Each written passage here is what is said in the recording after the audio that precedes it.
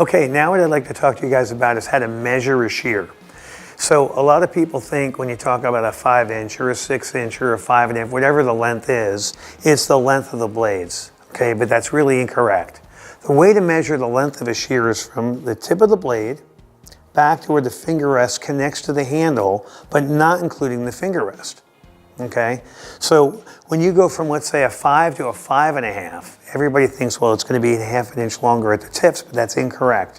When you put that extra ½ an inch into the length of the whole blade, if you hold a 5-inch next to a 5.5, it's probably 1/8 of an inch.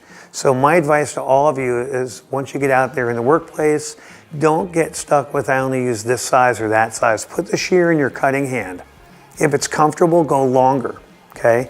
If it's still comfortable, keep going up another size until you put it in your hand and you go, oh my goodness, it's too long, it doesn't feel right.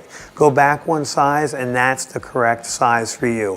Why is this important? Because you might be comfortable with a 6-inch or a 6.5 and you've been using, let's say, a 5-inch.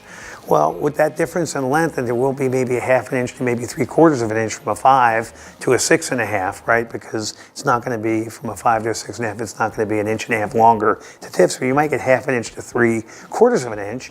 You're going to get through those cuts quicker, which means you have more time to get more clients in the chair, which is good for you, good for your business, and it's good for the customer, not spending any more time in the chair than necessary.